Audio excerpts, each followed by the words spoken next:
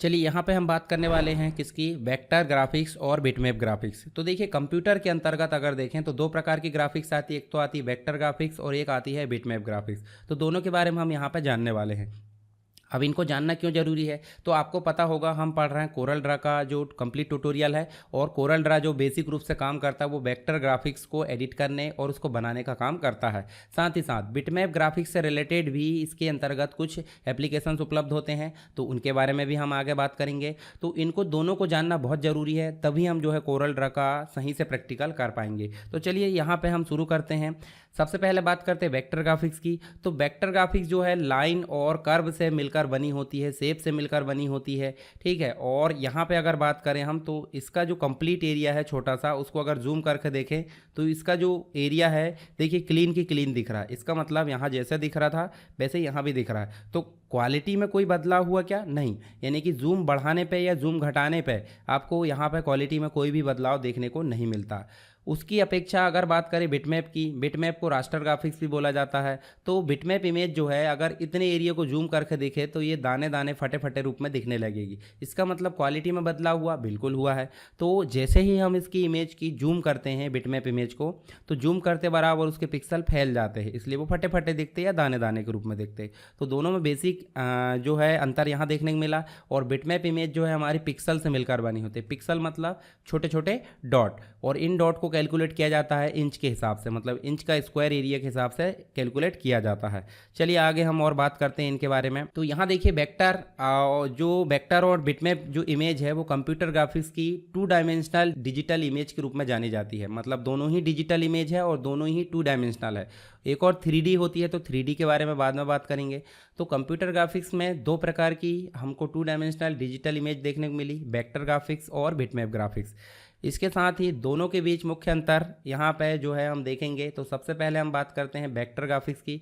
तो वेक्टर जो इमेज है वो मैथमेटिकल एल्गोरिदम के द्वारा डिफाइन लाइंस और जो कर्व है, शेप है, उसके द्वारा तैयार की जाती है। मतलब मुख्य रूप से इसमें भूमिका किसकी होती है?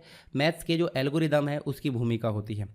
वेक्टर ग्राफिक्स डिजिटल डिज़ाइन जो किसी आकार में तेज रहते हैं उसके लिए, उसके द्वारा इसको तैयार किया जाता है। अगर बात करें हम किसकी, बिटमैप इमेज की, तो बिटमैप इमेज पिक्सल से मिलकर बनी होती है। पिक्सल्स मतलब छोटे छोटे जो डॉट होते हैं।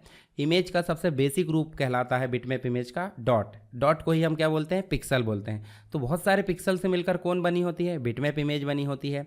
अगर हम इमेज को जूम करते हैं या जूम आउट करते हैं, जूम इन या जूम आउट, तो उसके आकार में किसी भी प्रकार का परिवर्तन नहीं रहता। मतलब पिक्सल की संख्या जैसे की वैसे ही रहती है, परंतु बड़ा करने पे पिक्सल फैल जाते हैं। इसका मतलब पिक्सल वैसे ही रहते हैं, तो फैल जाते हैं तो क्या होता है? फटे फटे दिखते हैं। बिटमैप इमेज को हम रास्टर इमेज भी बोल सकते हैं, यानी कि उसके नाम से भी इसको जान सकते हैं।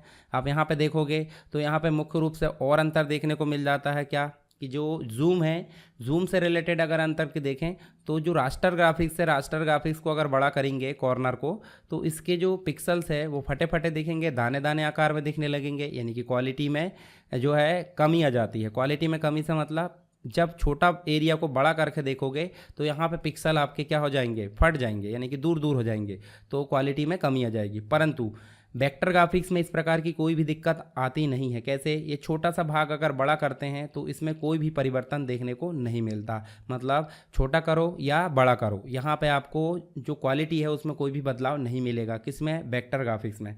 कंपोनेंट्स की अगर बात करें तो ये कर्व लाइंस वगैरह से मिलकर बनी होती है, और ये किससे मिलकर बनी होती है? पिक्सल से मिलकर बनी होती है। ये रिसाइज करने में इसमें कोई भी बदलाव नहीं होता, परंतु इसमें रिसाइज करने में जो है बदलाव देखने को मिल जाता है। कैसे? यहाँ पे आपको पिक्सल की संख्या देखने को मिल जाती अलग अलग। चलिए यहाँ पे हम जो है कोरल ड्रा के अंतर्गत बात करते हैं। कोरल ड्रा में चलते हैं, और कोरल ड्रा में देखिए, हालांकि मैं इसको पूरा कंप्लीट अच्छे से शुरू करना बताऊंगा।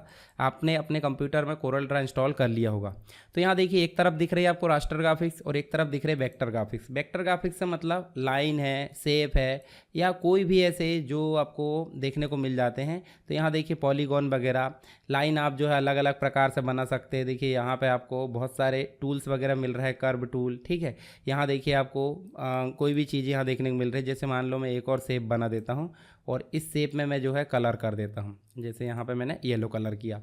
अब इसको मैं कितने भी जूम करूँगा तो देखिए यहाँ पे पिक्सल में कोई भी बदलाव देखने को नहीं मिल रहा है, पर इसके अपेक्षा अगर हम इसकी बात करें, जो रास्टर ग्राफिक्स है, इसको हम जो है बड़ा करते हैं तो देखिए यहाँ पे जो है पिक्सल्स फटे फटे दिख रहा है। देखिए ये देखिए पिक्सल्स फटे फटे दिख रहा है, यानी कि पिक्सल की दूरी बढ़ते जाती है। तो ये हो गई हमारी रास्टर ग्राफिक्स। तो यहाँ पे आपको दोनों में अंतर समझ में आ गया होगा, वेक्टर ग्राफिक्स और रास्टर ग्राफिक्स। अगर आपको इसमें कोई डाउट है तो आप मुझे कमेंट बॉक्स में ज़रूर बता सकते हैं, ठीक है।